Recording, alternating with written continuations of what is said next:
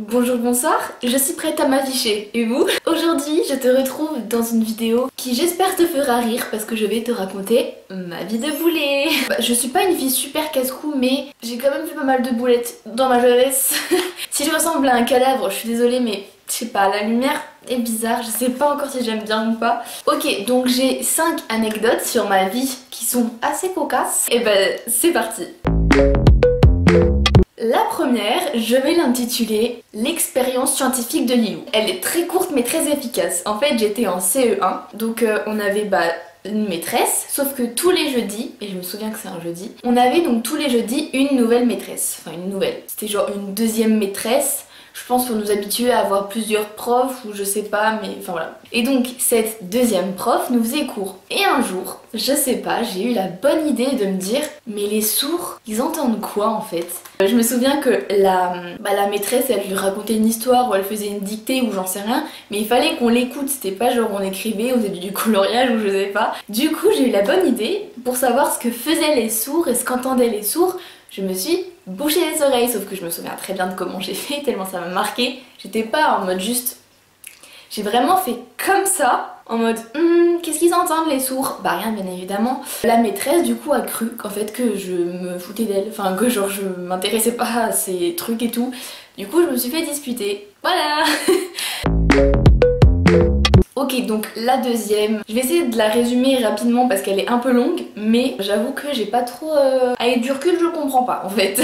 Je vais appeler ma cousine pour savoir c'était à peu près quand la période. Bonsoir, tu te souviens c'est quand l'histoire de la poupée?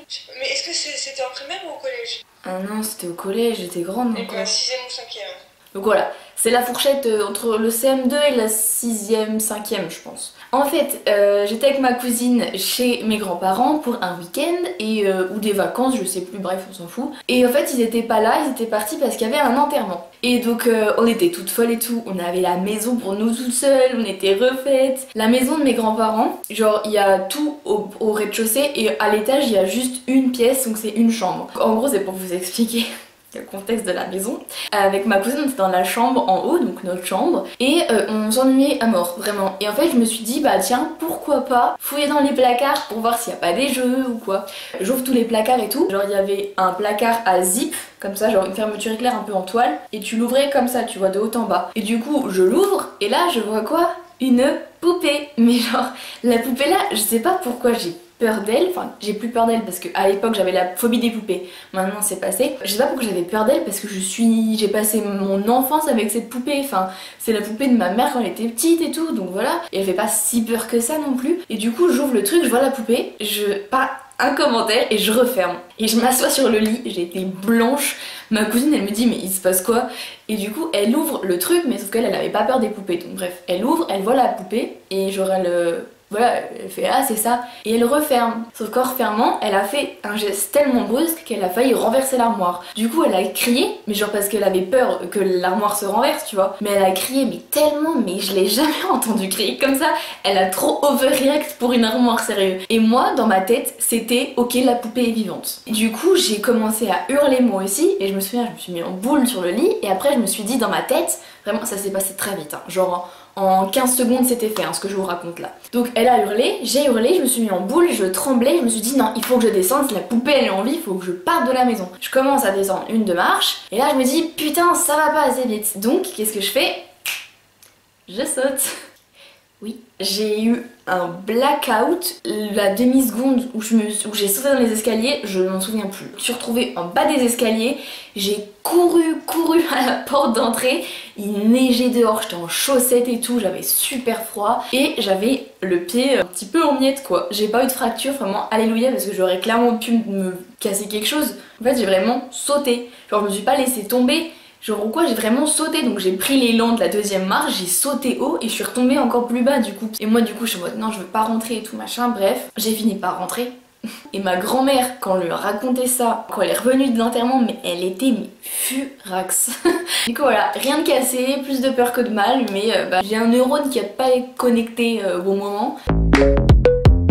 Ensuite, anecdote de 3ème. Donc là on fait un saut dans le temps. Avec 3 de mes copines, on avait fait un échange en Allemagne de 2 semaines. Genre c'était pas comme j'ai pu connaître dans un second échange franco-allemand. On était vraiment toute seule, c'est nos parents qui avaient dû nous emmener en Allemagne et tout, enfin il n'y avait pas de prof, rien. En fait on était vraiment H24 avec nos coresses, on a assisté à tous les cours etc. Et 2 semaines c'est assez long quand tu fais rien en cours, que tu comprends pas grand chose. À un moment on s'est rendu compte qu'en fait on pouvait dire n'importe quoi. Si c'était assez vite et qu'on mélangeait des mots, genre on mettait en verlan et tout, les gens ne comprenaient pas, donc on se faisait plaisir disons. Genre on parlait des gens alors qu'ils étaient à côté de nous et comprenaient pas et tout, bref. Pendant un cours de musique, la prof était juste devant nous, elle parlait, elle expliquait des choses et tout.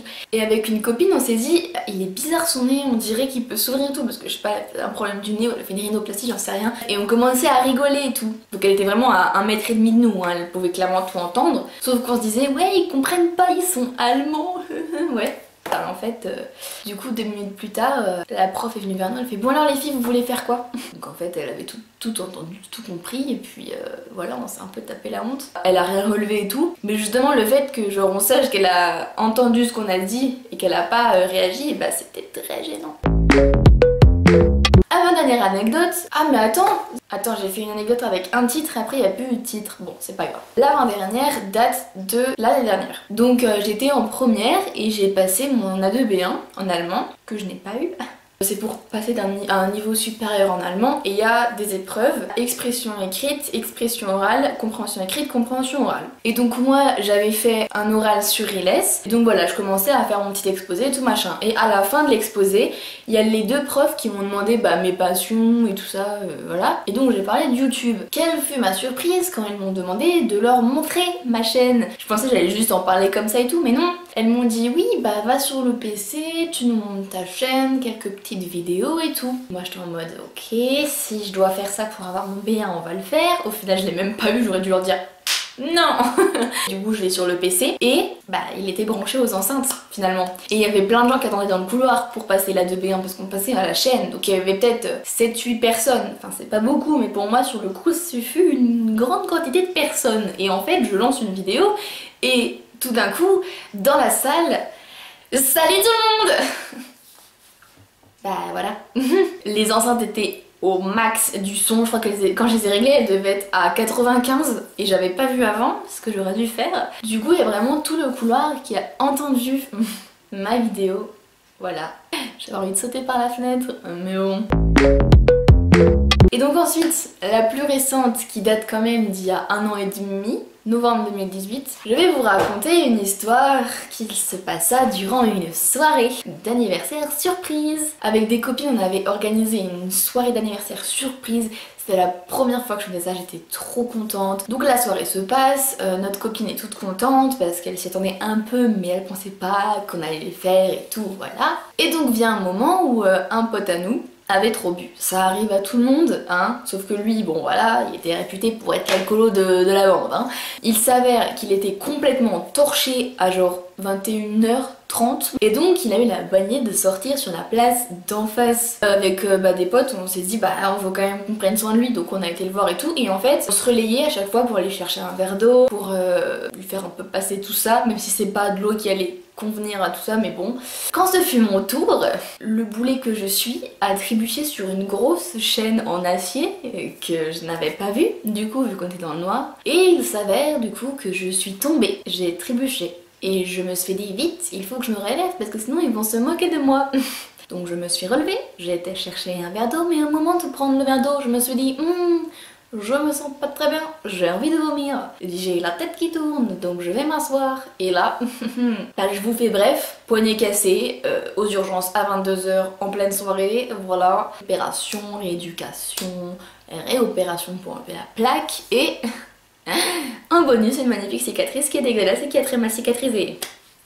Yes! Depuis je crois que j'ai pas eu de grosses gaffes de boulets parce que je crois que ça m'a tellement traumatisée que je me suis ressaisie. Et du coup voilà. Si ça me revient je peux faire une deuxième partie, mais là j'ai fait le tour de mes anecdotes. Ah non, j'en ai plein d'autres en fait, je viens de me rendre compte. Elles viennent de me l'arriver là d'un coup. Ah si, ah là là, va falloir que je fasse une deuxième partie par contre. Du coup voilà, dis-moi en commentaire si toi t'as des anecdotes pareilles de boulets, voilà, que je me sente un peu moins seule dans ma catastrophe. Et moi je te fais des gros bisous et je te dis à la prochaine. Bye!